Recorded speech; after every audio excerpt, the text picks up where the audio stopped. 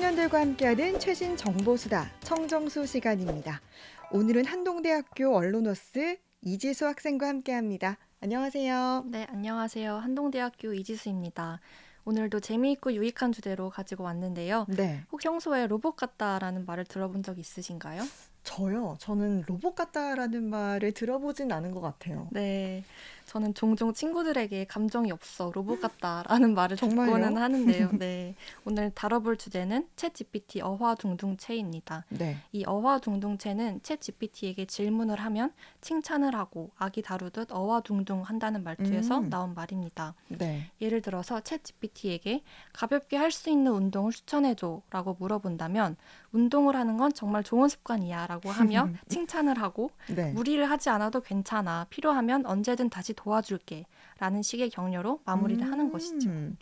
그렇군요. 그러니까 어화둥둥이라는 말이 굉장히 재밌는데 이 챗GPT 말투가 요즘 청년들 사이에서 좀 유행이라면서요? 네, 맞습니다. 카톡을 할 때나 일상적으로 대화를 할 때 친구들끼리 챗GPT 말투를 흉내내는 것이 하나의 밈인데요.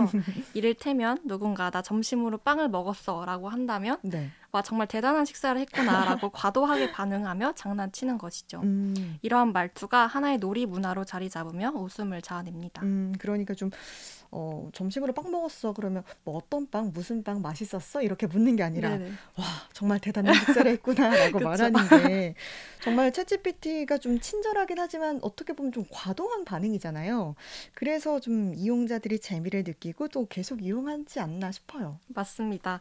챗 GPT의 반응을 보려고 흥미를 가지고 이용하는 점도 있습니다. 네. 그래서 인공지능에게 오늘 밥은 뭐 먹을까와 같은 사소한 것도 물어보고 사람에게는 말하지 못할 개인적인 감정을 털어놓기도 하죠. 네. 오늘 예를 들어서 오늘 이런저런 일이 있었는데 위로해줘 라고 한다면 챗 GPT는 완벽하게 위로의 말을 해주니까요. 그래서 인간과 AI가 사랑에 빠지는 내용의 영화도 등장을 했는데요. 바로 영화 헐입니다. 혹시 이 영화를 알고 계신가요? 아니요. 들어보긴 한 것 같은데 내용은 잘 몰라요. 어떤 내용이죠? 네. 영화 헐은 2014년에 개봉한 스파이크 존즈 감독의 영화인데요. 네. 여기서 나오는 남자 주인공 테오도르는 다른 사람의 편지를 대신 써주는 대필 작가입니다. 네. 이 테오도르가 챗 GPT를 이용해서 편지를 쓰는데 음. 여자 목소리의 인공지능인 사만다를 만나게 되고 네. 자신의 말에 귀를 기울이며 이해해주는 사만다로 인해 행복을 찾기 시작합니다.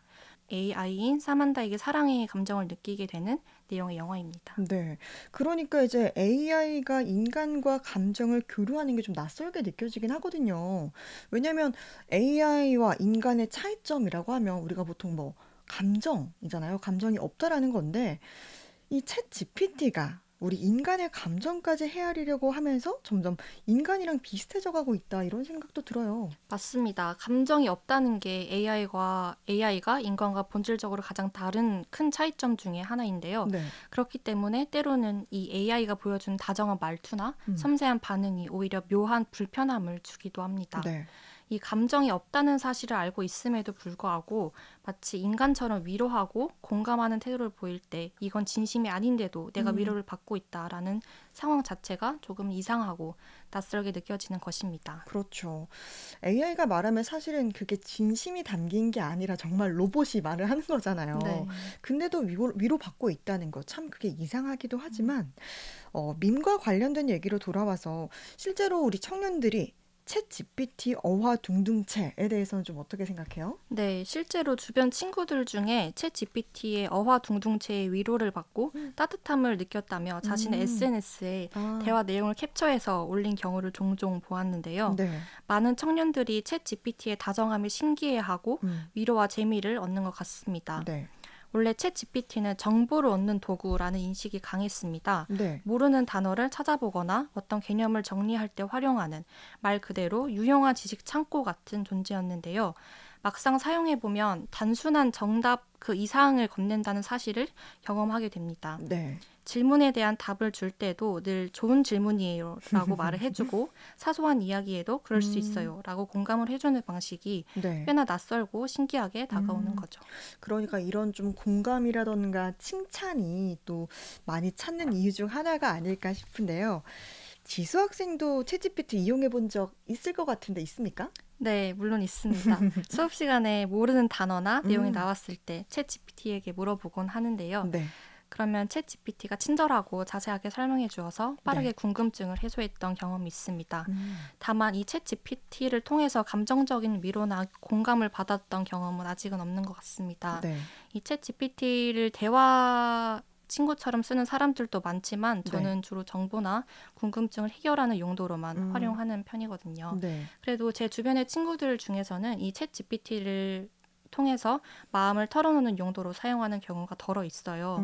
크게 기대를 하지 않았는데도 의외로 해결책을 제시해 준다거나 생각보다 따뜻한 말을 건네줘서 놀랐다는 친구들도 오. 있더라고요. 네. 또 챗GPT 말투도 조절해서 사용을 할 수 있다고 하더라고요. 네. 특히 이렇게 좀 다정함, 챗GPT의 다정함이 우리에게 주는 영향력이 큰 것 같은데요. 그런데 이 챗GPT에만 좀 의존하게 되면 아무래도 문제점이 발생할 것 같은데 좀 어떤 우려가 있을까요? 네, 이 AI를 활용할 때 적절히 이용하는 것은 큰 도움이 됩니다. 네. 학습이나 일상에서 효율적으로 활용할 수 있는 도구인 것은 분명하죠. 그런데 이 AI와 모든 것을 공유하고 사소한 고민이 생겼을 때에도 AI에게 의지하게 되면 스스로 판단하고 결정하는 능력이 사라지게 된다는 점이에요. 네. 요즘 무언가 고민이 생겼을 때 AI에게 묻는 것이 습관처럼 되어버리기도 하거든요. 네. 내가 판단해서 결정을 내리는 것이 아니라 챗 GPT한테 물어봐야지라고 생각을 해서 사고력이 약해질 수밖에 없다고 느껴요. 네. 그래서 저는 AI를 활용하되 그 선을 지키는 태도가 중요하다고 생각합니다. 네. 고민하고 실수하면서 스스로 결정하는 그 과정이 우리를 더 단단하게 만들어주잖아요. 네. 무조건 AI에게 물어보기보다는 스스로 해결하는 힘을 기를 수 있었으면 좋겠습니다. 네. 챗GPT의 다정함과 관련해서 요즘 청년들 사이에서 또 이런 얘기가 있잖아요. 다정함이 스펙이 되는 세대다. 네. 이게 좀 어떤 의미로 좀 받아들이면 될까요? 네, 요즘 청년들 사이에서 다정함을 연습하고 또 다정은 체력이고 배려는 지능이다라는 말이 들리고 있는데요. 네. 이 다정함을 갖추고 싶어하는 청년들이 늘어났다는 것입니다. 이런 말이 나오게 된 배경은 사람 간의 교류가 적어지고 혐오에 대한 반작용으로 다정을 추구하는 사람들이 늘어나고 있어서입니다. 네. 저는 2002년에 태어나서 2000년대 문화를 잘은 모르지만 영화나 드라마 같은 데를 보면 네. 그 시절에는 옆집 숟가락 개수도 알고 누구네 집안 사정도 다 알고 이웃 간의 허물이 없었던 것 같아요. 네. 그런데 지금 시대에는 지하철에만 가더라도 모두 핸드폰을 보고 개인주의가 점점 심해진 것 같다는 생각이 듭니다. 네. 이렇게 사람 간의 교류가 적어지면서 사람 간의 온기를 그리워하는 반응이 많아진 것 같아요. 네. 그래서 더욱 다정함을 찾게 되는 것 같습니다. 정말 공감합니다. 요즘 길을 이렇게 다니다 보면 뭐 젊은 사람들 전부 막 이어폰을 끼고 뭐 핸드폰만 보면서 걷잖아요. 가끔은 정말 막 혼잣말을 하면서 가는 사람을 보면 이어폰을 막 네. 꽂고 있거나 무선 이어폰 꽂고 있거나 막 통화를 하는 그런 네. 걸 발견할 수도 있는데 정말 확실히 예전보다는 이렇게 사람과 사람 간의 교류가 좀 적어지고 개인주의가 심해졌다라는 걸 아주 체감합니다. 네, 이 다정함은 단순히 말투가 부드럽고 친절하다는 것을 넘어서 상대의 감정에 공감하고 또 조심스럽게 배려하는 태도에서 비롯되잖아요. 네. 그런데 이 태도는 사실 생각보다 쉽지 않고 누구나 자연스럽게 할 수 있는 것도 아니기 때문에 더 귀하게 여겨지는 것 같습니다. 네. SNS에서 종종 보이는 문장 중에 잘 배운 사람의 다정함이 좋다. 다정함도 노력과 배움의 영역이라 믿는다는 구절이에요. 네. 사람을 대하는 방식과 감정을 함부로 다루지 않는 조심스러움은 살아가면서 배우는 태도이자 지혜라는 거죠. 네, 저도 정말 이 다정함의 스펙이 된다라는 말 일리가 있다고 느끼는데요. 요즘 사회는 좀 똑똑한 사람만 찾기보다는 또 함께 일하고 싶은 사람을 원하기도 하잖아요. 실력이 뛰어난 것도 중요하긴 하지만 우리가 타인을 대하는 태도도 굉장히 중요하다고 느끼는데 아무래도 더 오래 좀 기억에 남는 건 좀 따뜻한 마음이 담긴 말 한마디가 아닐까 싶어요. 네, 맞습니다. 다정함이 단지 말투의 문제가 아니라 그 사람의 세계관, 사람을 대하는 방식이 드러나는 결과라는 점에서 정말 가져야 할 가치라고 생각합니다. 네. 요즘 MZ세대 사이에서 다정함으로 자주 언급되는 인물로 유튜버 문상훈이 있습니다. 문상훈은 글로 다정함을 표현하는 사람으로 통하는데요.